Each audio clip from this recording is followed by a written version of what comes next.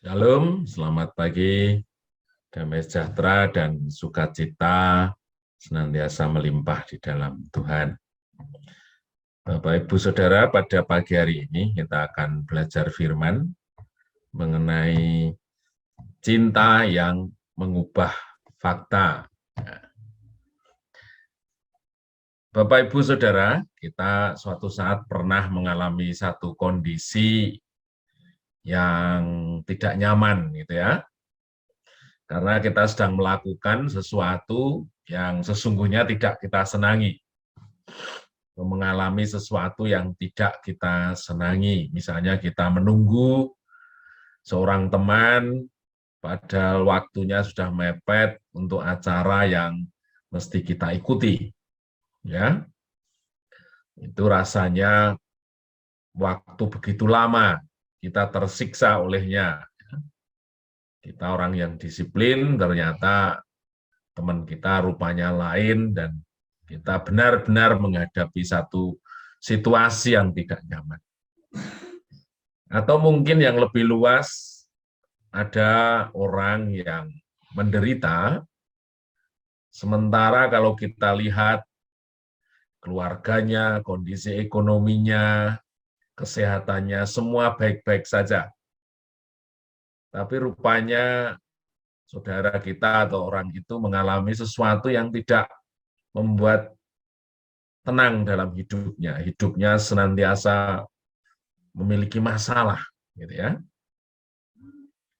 Dan tapi pada sisi yang lain ada orang yang menghadapi situasi yang tidak bagus, kemudian persoalannya juga kalau kita berpikir relatif berat, menghadapi situasi-situasi yang tidak menyenangkan, tetapi orang itu tetap maju, tetap berjalan, tetap bersukacita, seperti itu, saudara. Nah, dalam firman Tuhan, itu di situ ada satu situasi yang sesungguhnya bagi pandangan orang lain barangkali merupakan satu kondisi yang tidak nyaman sehingga seharusnya dia menderita dibuatnya, tetapi ternyata tidak demikian. Nah, kita baca di Kejadian 29 ayat 20.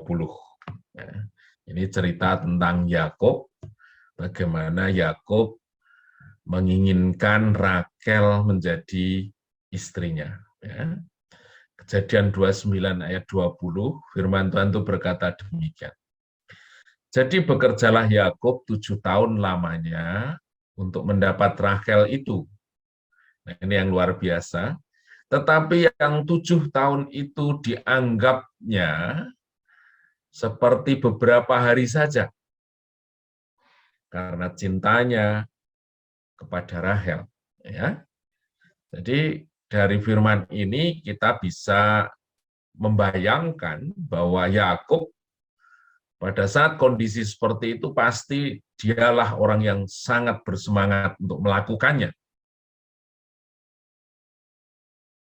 Yakub pasti orang yang tidak mengeluh, karena waktu 7 tahun itu dianggap beberapa hari. Dia melakukannya dengan senang hati, dia melakukannya dengan semangat penuh, dengan usaha penuh. Yakub memiliki satu harapan yang luar biasa, dan itu yang memotivasi dirinya sedemikian rupa,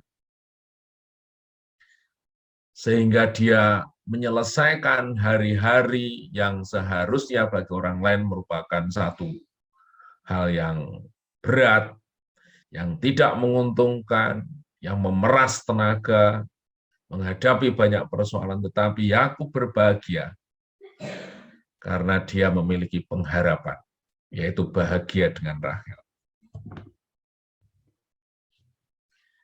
Nah, di sisi lain, kalau kita bertanya tentang faktanya, apakah Yakub tidak memiliki persoalan ketika dia dalam masa penantian itu? Ya, di Kejadian 31 ayat 67, itu ketika dia mau pamit sama Laban, ternyata Laban selalu melarang, sampai akhirnya Yakub benar-benar marah gitu, dan dia menyatakan seperti apa kondisinya.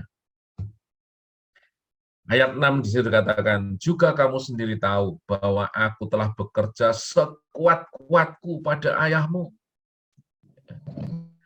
Jadi artinya selama masa dia menantikan untuk memperoleh Rahel, Yakub berkata, sekuat-kuatnya aku bekerja pada ayah. Jadi dia bukan orang yang malas, dia bukan orang yang ongkang-ongkang kaki, dia bukan orang yang menantikan untuk menghitung hari sampai 7 tahun sehingga dia mendapatkan Rahel, tetapi dia mengisi waktu itu dengan satu usaha yang luar biasa.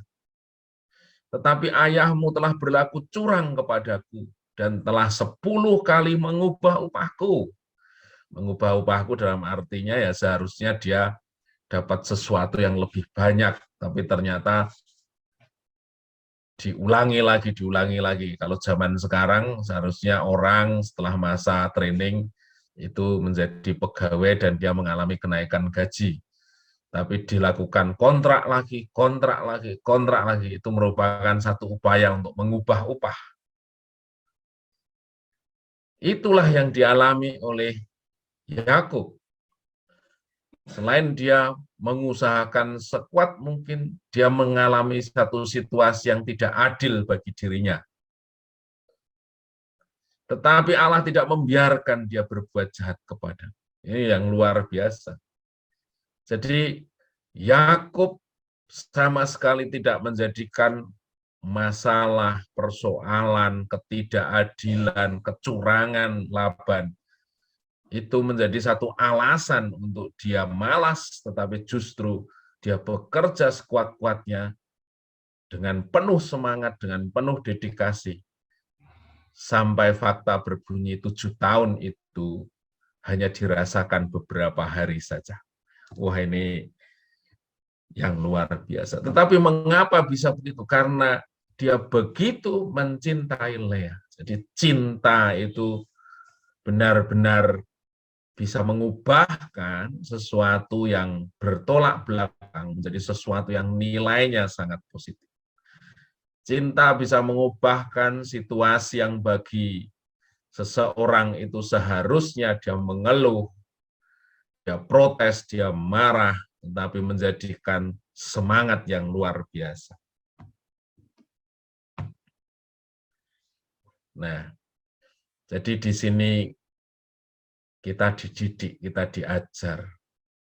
Cinta itu mempunyai kekuatan yang luar biasa. Cinta kita akan Tuhan sesungguhnya membuat kita dapat melayani dengan sukacita. Sekalipun dalam melayani itu ada banyak tantangan. Kita harus belajar untuk melepaskan hak kita, kesenangan kita, sesuatu yang harus kita korbankan. Tetapi karena cinta akan Tuhan, itu tetap bisa menghasilkan sukacita yang melimpah. Cinta kita pada pekerjaan yang Tuhan percayakan membuat kita dapat menikmatinya dan sanggup memberikan yang terbaik.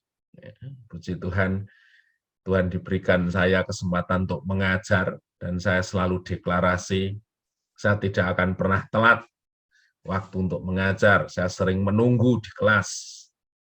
Saya senang melakukan itu. Saya senang membagikan sesuatu untuk membuat anak didik saya memahami apa yang saya ajarkan sehingga saya memberikan sepenuh waktu saya untuk mengajar misalnya.